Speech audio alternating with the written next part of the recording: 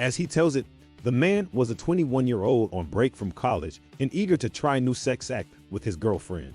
Well, technically she was not his girlfriend because she thought we were dating. I knew better, but she was way too hot to bother correcting. He convinced a friend to hide in the closet and film the act so as to record his prowess for posterity. The plan went amok and the woman fled his apartment trapped only in a fouled sheet. How do we know this intimate detail?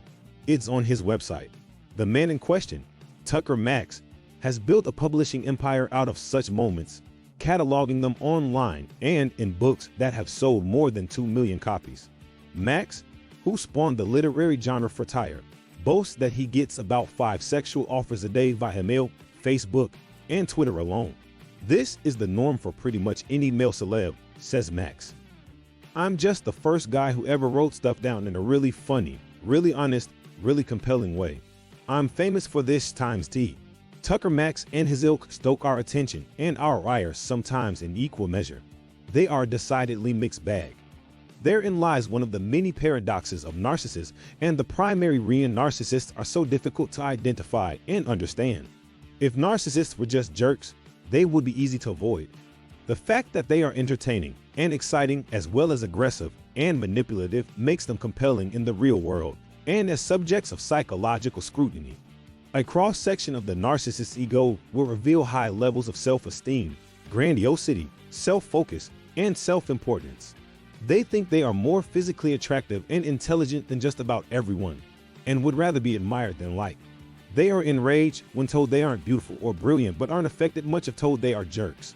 Odious as these qualities may be, we've all got a narcissistic streak within. Narcissism is a stable trait that varies in degree from person to person. Some aspects, including confidence and self-sufficiency, are healthy and adaptive. It is only at the extreme end of the spectrum that narcissism becomes a disorder, often because toxic levels of vanity, entitlement, and exploitativeness are on display. The idea that narcissism is a constellation of traits that exists on a continuum, rather than a single, dichotomous label you are or are not narcissistic, is reflected in plans to jettison the diagnosis of narcissistic personality disorder in the forthcoming DSM-V, the Diagnostic Manual for Clinicians. Narcissists arrived in big, anonymous cities, entertainment-related fields, think reality TV, and leadership situations where they can dazzle and dominate others without having to cooperate or suffer the consequences of a bad reputation. A narcissist monk would not be good, but to be Kanye West and a narcissist is fantastic, notes University of South Alabama psychologist Peter Jonason, an expert on mating psychology and the darker side of human nature. Narcissism tends to peak in adolescence and decline with age. Psychologist Frederick Stinson and his colleagues conducted face-to-face interviews with 34,653 adults and found that men are more narcissistic in women across the lifespan. Male and female narcissists both share a marked need for attention, the propensity to manipulate, and a keen interest in charming the other sex. This bent is so strong that some psychologists, including Jonason and graduate student Nicholas Holtzman of Washington University in St. Louis, argue that narcissists may have evolved as a strategy to secure sexual partners in the short term. The ways in which narcissists of both genders pursue their quarry reinforces this possibility. Women who score high on tests of narcissism consistently dress more provocatively than their more modest counterparts. Male narcissists resort to displays of wit and braggadocio. In other words, both narcissistic men and women engage in time-tested sexual strategies. They also report more short-term hookups and a greater desire for this type of union. This relentless short-term focus is a key to both their dark charm and to the predictable downward trajectory of their relationships. Beware the opening gambit. Narcissists will be thrilled to hear that as a group, they are rated as more attractive and likable than everyone else at first appearance. Simine Vazir of Washington University and her colleagues found what narcissists have a distinct physical signature. They're considered more stylishly clad, cheerful, and physically appealing at first sight than are those who score lower in narcissism.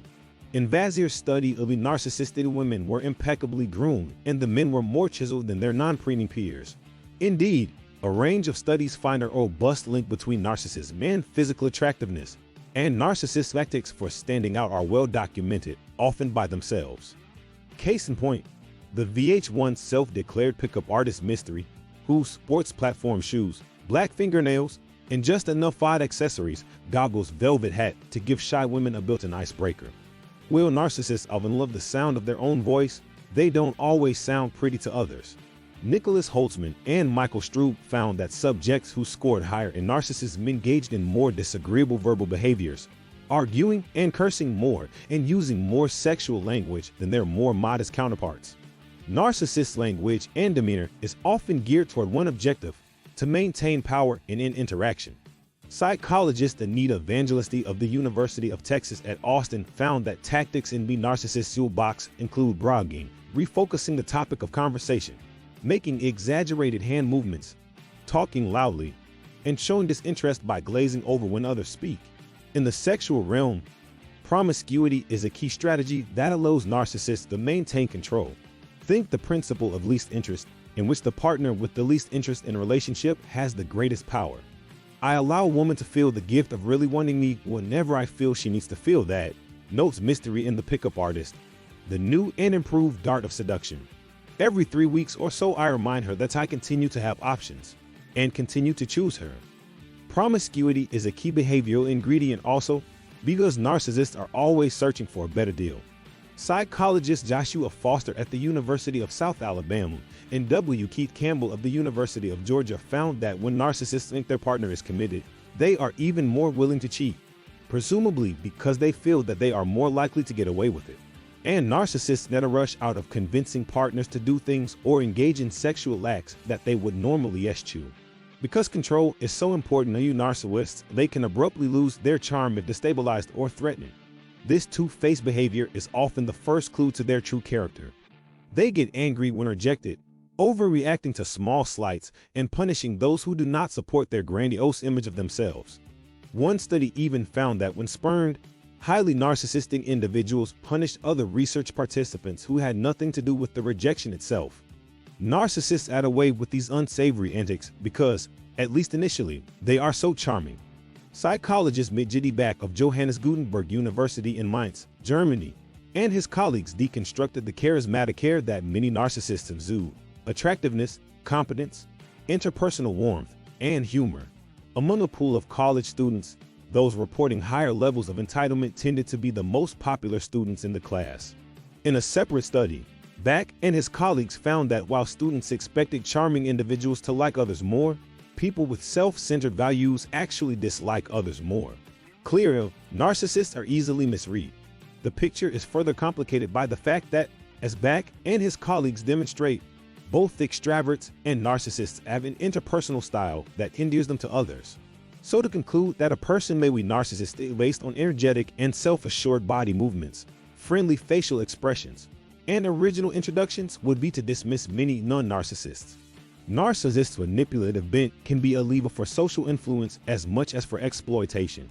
This is why narcissism and leadership often go hand in hand. The fun-loving narcissist may enjoy widespread networking and dominating a social group not because they want to exploit every person in their path, but simply because they desire the positive reinforcement of others. More intentionally exploitative behavior is considered Machiavellian and, at the extreme, psychopathic. Together with narcissism, Machiavellianism and psychopathy form a cluster of distinct but related traits known as the dark triad. In this disagreeable constellation, narcissism is the gentlest star. Narcissism is linked much more tightly to extroversion than are the other two, suggesting that narcissism may be the most positive, social, and outgoing component of this triad. And when narcissists behave negatively and aggressively, they tend to do so in response to social exclusion. Machiavellian and psychopathic types are more hostile to physical provocation. Solving your narcissistic riddles. In 1984, psychologist Robert Emmons posed the original narcissistic paradox. He noted that narcissists simultaneously devalue others even as they need others' admiration. Back's research on narcissism now allows psychologists to resolve this long-standing paradox. It appears that narcissists seek out people who maintain their high positive self-image, at the same time intentionally avoiding and putting down people who may give them a harsh dose of realism. Seeking admiration is like a drug or narcissist notes Back. In the long run, it becomes difficult because others won't applaud them, so they always have to search for new acquaintances from whom they get the next fix. This could explain why narcissists so frequently change their social context and maintain only weak ties to others. Another long-standing mystery concerns the developmental pathway to narcissism. Is narcissism the result of indiscriminate parental praise or of coldness and rejection? Freud believed narcissism resulted from some combination of the two. Recent research by Lorna Otway and Vivian V. Knowles suggests that Freud may have been right. The whiplash combination of parental coldness and excessive parental admiration is more strongly related to maladaptive narcissism than is either attitude alone. The researchers argued that this combination of childhood experiences may help to explain the paradoxical combination of grandiosity and fragility that is so characteristic of adult narcissists. The narcissist who receives indiscriminate praise from his or her caregiver, as well as signals of coldness and rejection, may come to distrust the praise and exist in a perpetual state of insecurity.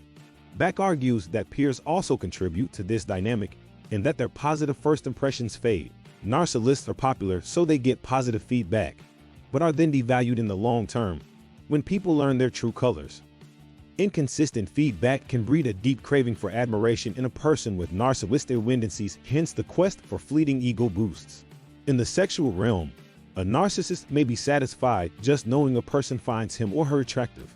I feel so much better about myself when I know that a girl likes me enough to sleep with me, notes Mystery in his book. Even the narcissist's awareness that they are narcissistic is paradoxical. Graduate student Erica Carson and her colleagues found that college students scoring high in narcissism rated themselves more intelligent, physically attractive, likable, and funny than others, as well as more power-oriented, impulsive, arrogant, and prone to exaggerate their abilities. In other words, they knew exactly how others viewed them. The study found that narcissists are even aware that their reputations worsen over time. They just didn't care. How will narcissists maintain their inflated self-image even though they know how they are perceived by others? Carlson argues that such people might think arrogance is a positive trait, like extroversion. Narcissists also have unique coping mechanisms that allow them to reframe negative reactions. They know that in certain situations, such as on first meeting, they are better than others, and they use this positive information to generally reinterpret other experiences. Notes back. Narcissists conclude that others are just jealous haters, or just not smart enough to realize how bitchin' they really are.